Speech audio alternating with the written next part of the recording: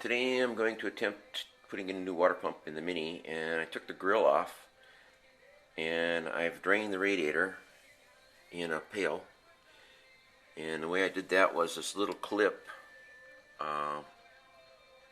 It's a thermostat and it's connected down here on the bottom of the radiator.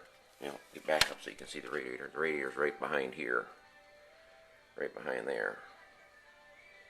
And took this thermostat out, this little clip out, drained the radiator. The water came out pretty easy out of there. And now I'm going to loosen the bolts. I've taken and loosened this so I can pull the hose off. It's loose. It can move around now. And I've taken this bolt and loosened it. I'm going to loosen the other bolts and take that off and see if I can get the radiator out. So far what I've done is I've removed the two bolts that held this bracket in. And there was a nut on here. Took that off, and then I can take this bracket and pull it out. That gives room for the radiator. Well, I had trouble getting this hose off of this snub or stub on this radiator, so I had to take off this bracket and pull it off of here too. So then when I pull it off of there, I can work it off of the stub on the radiator. So now I can start pulling the radiator. Now, before I can pull the radiator, I just found out that this is a hose, an overflow hose, and it goes to an overflow bottle, a plastic bottle that's underneath the fender or the wing. And there's a clip on here that I have to pull off in order to remove that to get the radiator up. But the radiator is loose. You can see it's loose in here. Just got to get this clip off, pull the radiator. Well, I discovered I can't get the radiator out because there's this shroud around it. And what I think I'm going to have to do is take that cardboard shroud off. I learned this from a show on television, and it works out pretty good. If you take the nuts and bolts that you take off, like the bolts I took off this bracket in here, if you put them back in the same hole, you won't lose them, and they'll be there when you're ready to reassemble the thing down there. And I thought that was a pretty good idea. It works out pretty good. Thought I'd show you that. Well, I ran into a big problem here trying to get the radiator out. It looks like I'm going to have to jack the car up, take the front tire off, and take the electric fan out, which is behind here, so that I can get in there to get that shroud out, because the shroud, look way back here in the back, is mounted on the side here with two bolts underneath here. And I can't get to them, it's just too tight. So I've got to pull this tire off and get under there and pull that fan out and get in there to take that shroud off. I can't get it. So after a lot of work, I'm pulling this fan out of the way, trying to get in here, and there's the hose for the radiators under there, inside there. Anyways, the only way to get it out and to get access to the hose is I had to remove all the hoses for the heater valve so that I can get down in there to disconnect the hose on the bottom of the radiator. Now I can get that screw now, I can see it, and I can get access to pull that hose off of there. It's going to be kind of hard pulling it off on this angle, but I think I can get in there and do it. Well, I got the shroud out. I had to take it out through the fender well.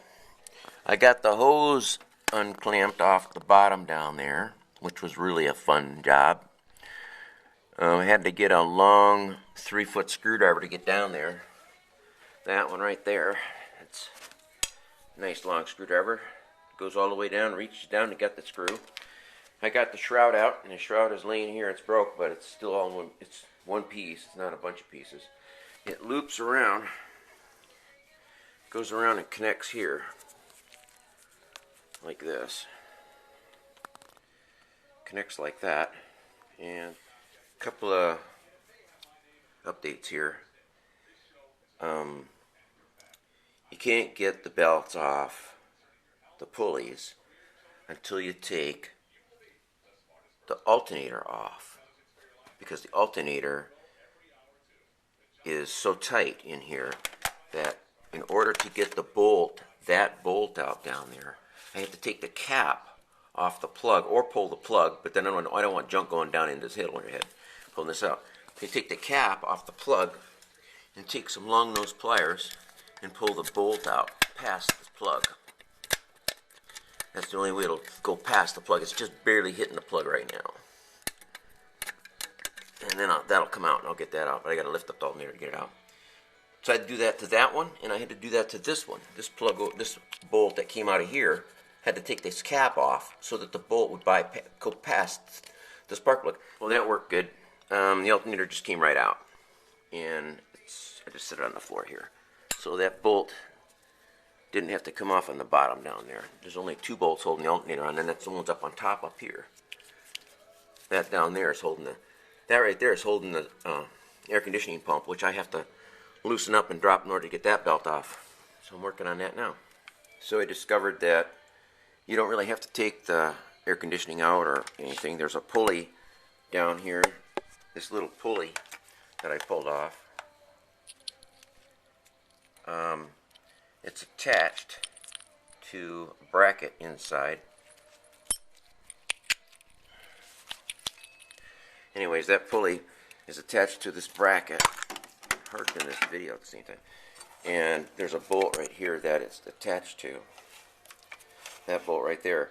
And then once I loosen that, I could just pull the belt right off on the alternator. So the belt's loose on the alternator, I should be able to pull the fan off now and get the water pump out. Well, so far I've got the fan out and the belt's off, the alternator out, the pulley off the air conditioning unit, and the water pump's out. And the water pump is in pretty bad shape. The impeller and the shaft in there are loose. I can feel them. That's probably why it's been leaking. It's probably been leaking a long time. Well, I got the radiator back from the radiator place, and they flushed it and cleaned it up, painted it. He said it was pretty dirty. They did an ultrasonic cleaning of it, so hopefully it run a little cooler when I put it in. Looks really good. You know, I got the fan on, and I'm trying to jiggle the radiator in position. The shield has a screw bracket that goes to the radiator, so it takes a special radiator, I think, to have this shield on here. Unless you have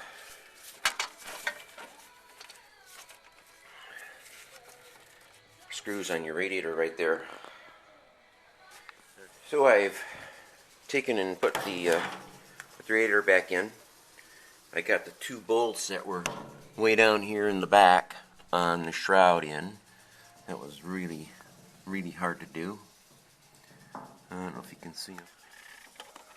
And got the fan bracket on, got the hoses on, got the heater hoses back on. These 2 heater hoses are all back on. Everything's tight. Got to tighten up these a little bit. These are the hoses to the radiator. Got the belt on. Got to put the alternator on. That's the next thing I'm going to work on right now. Put the alternator on. Okay, I've got the alternator in. Now, have to tighten up the belts. I got the belt on the flywheel and the fan, and the alternator belt on. Hoses are on. I got to clamp that one clamp down yet. I got to adjust the tension on the belts on the alternator, and I'll be done. And fill it with water. Well, it's running and no leaks so far. I just hope the thermostat, I didn't replace the thermostat. I hope the thermostat works. It doesn't overheat and blow the radiator or something. Anyways, it's running. Sounds good. Take it a little spin, see what happens.